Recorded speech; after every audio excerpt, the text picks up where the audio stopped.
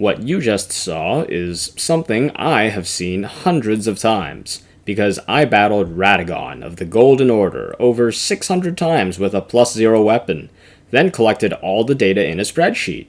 For some reason. Radagon is a bit of an underappreciated fight. Sure, most people generally like his fight, especially compared to Elden Beast,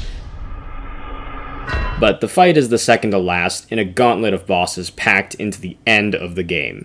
The pacing is a little tiresome at that point. Furthermore, many of these bosses suffer from what I like to call not leveling vigor, because their first phases are warm-ups, and the real fight only begins once they've taken significant damage. Maybe this is because some of the game's bosses are fought as weaker versions at different parts of the game, but it's quite disappointing. Considering that at this point in the game, the Tarnished can inflict thousands of damage with a single attack, you hardly get much of a fight at all. So I thought, what if I made the fight last longer? But I'm getting ahead of myself. Let's go over my setup. I made a fresh Wretch, Rune level 1, the weakest starting character, gave myself a +0 Noble's S-Talk and Red Thorn Round Shield, used Cheat Engine to warp myself to the Fractured Marika Grace, and walked forward to fight Radagon. I now respawn here every time I die, which lets me fight Radagon much faster than walking up from the Elden Throne Grace, going through the Fog Wall, skipping a cutscene, yada yada. This character dies in one hit from Radagon, unless if I block a weaker attack, which means I die in 2 hits instead. So each death recorded in the spreadsheet tends to represent making a single mistake. Let's go over what the data means. Radagon has 3 phases, switching between them every time he loses a third of his health. He starts in Phase 1, begins Phase 2 by using Goldbreaker, and begins Phase 3 by using the iconic Elden Ring Slam. Radagon has about 30 distinct attacks that he can chain together in various ways, which I can die to in various ways. This is such a diverse moveset that most players will probably have a completely different experience each time they fight Radagon. I'll show a brief demo of each attack later in the video, timestamps in the description. There will also be a link to the spreadsheet in the video description, which you can copy and play with yourself. Secondary causes give more detail on how I died to the attack in question. These include failing to parry, attacking when he's attacking, jumping incorrectly, rolling incorrectly, running out of stamina and being unable to do anything, or not reacting in time to an attack. The rest is fairly self-explanatory. Oh, right. Why was it 600 plus runs in this spreadsheet? Well, that's because it took me that many runs to beat Radagon.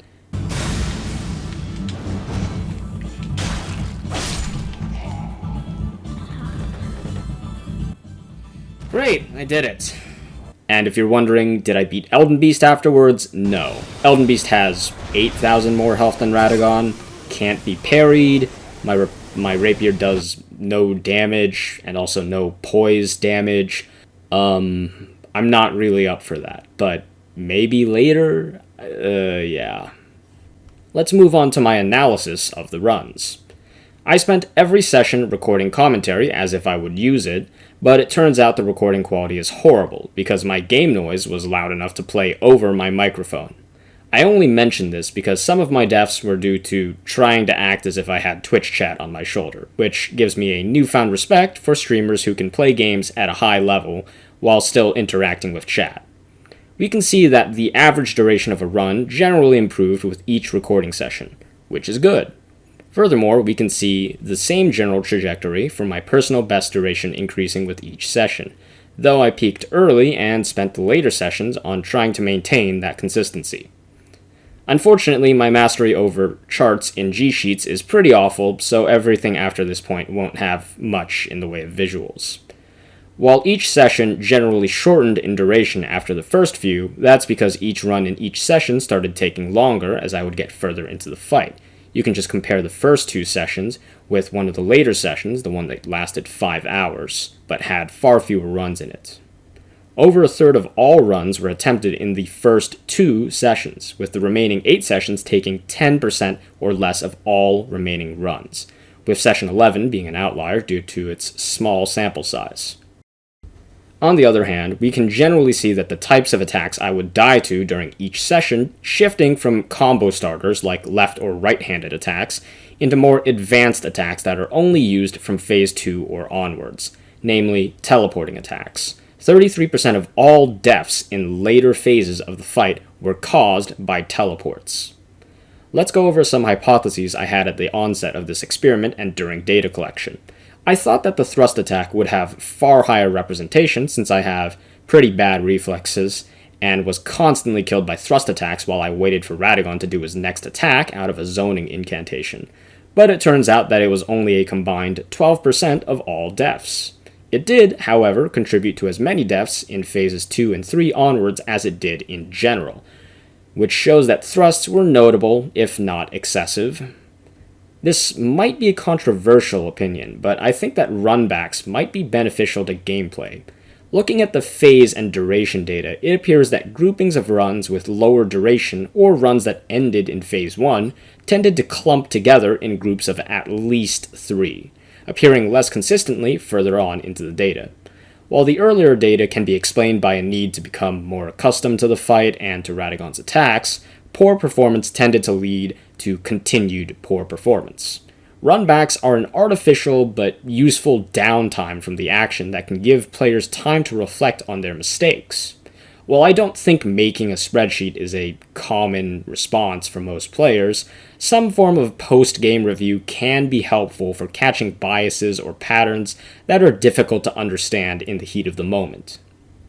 The actual deadliest attack would be the Stomp attack, or if we're counting entire classifications of attacks, the right-handed attack variations, which have 10% and 25% representation in the overall dataset. We can also see that about 40% of deaths were caused by failing to parry an attack, which makes sense as many attacks would be fairly easy to dodge if I chose to roll them instead of parrying them. The next highest cause of death was not reacting at 28%, followed by trading hits with Radagon at 16%. On average, rolling and jumping seemed to be safer, though keep in mind that I was trying to parry most of Radagon's attacks. It's also worth noting that this only records attacks that I died to, not the attacks I successfully responded to.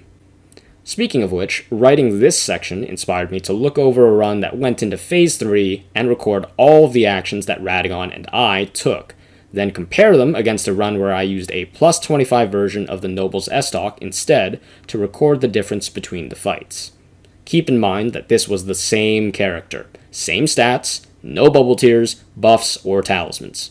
Notably, the fight ended 4 times faster, and I only had to use a fourth of the number of attacks. However, I had to deal with 5 times as many attacks, and I had to parry almost 8 times as many attacks to have an appropriate number of opportunities to attack. The parry count tells the story here, as a longer fight requires a higher degree of consistency and skill to execute, especially as later phases contain more attacks that have to be waited out, as they cannot be parried or punished as easily as many earlier patterns. Even in the Phase 3 run, almost twice as many attacks were rolled or jumped as ones that could be parried. Before I go into detail on the attacks, and some compilations of various runs I did, let me just say that if you like the video so far, I encourage you not to subscribe. This is because I am unlikely to produce more videos like this one, because it took me several days to fight Radagon this much, then a few more days to do data entry by reviewing 20 hours of footage, and making notes every few seconds. I might make a few more stupid videos though, like fighting Radagon with the first person mod, or taking a shot every time I die to Radagon. Anyways, here are some details on the attacks. I came up with the names for these attacks, much like some contributor on a wiki, because I don't have the data mined names for these attacks from the boss AI. Firstly, here are the meanings behind the keywords in the names.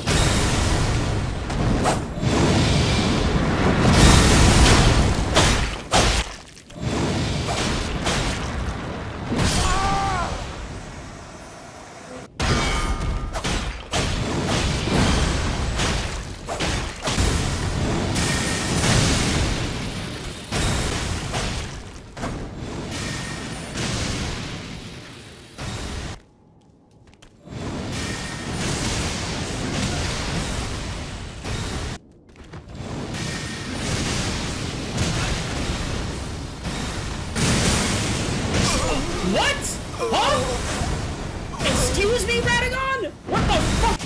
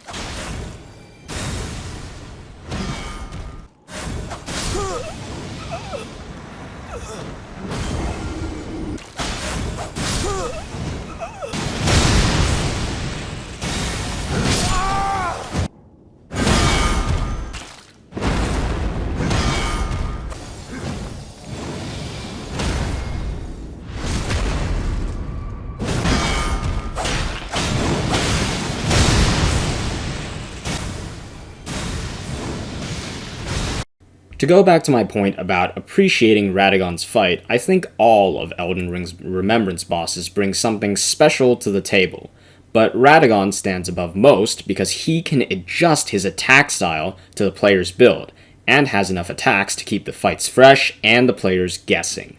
Not only does he respond differently to ranged and melee gameplay, including his use of a projectile parry that is strong, but not overwhelming, to ranged builds, but his attack variety, ability to cancel between different attacks and chain them together fluidly, and the varied timings all blend together to create a fight that feels drastically different between phases.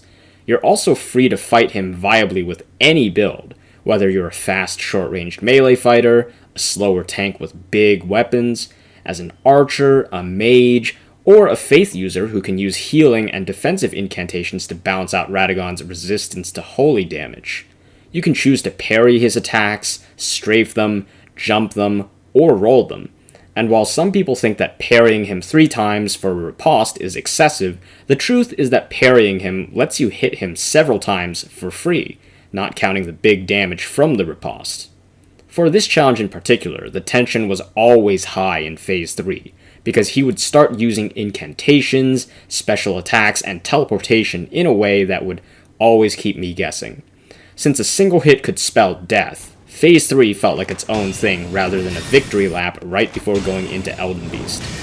While I don't think everyone should nerf themselves with a +0 weapon, I do think it's a bit of a shame that the damage and HP curve in Elden Ring's endgame creates a situation where you just roll right over the unique gameplay of many enemies, because of the high lethality and low time to kill from both the players and the enemies. Anyways, here are some lingering questions I had about the fights after I did all this data collecting and writing. Firstly, can you parry a thrust from neutral? Yes, but only with golden parry. Luckily, parrying thrice with the Assassin's Cerulean Dagger will refund enough FP even with base FP. Secondly, can you parry the fast swing after a teleport? Yes, but you would need to tank the teleport and it just isn't worthwhile when you could just parry the follow-up. Thirdly, am I still good enough to win after Radagon after not fighting him for a bunch of time? Well, I tried again recently, so let's see. Great, man, I was fucking clutched up the whole time, and then the fucking moment I think I'm about to win, So the answer is no. Anyways, bye.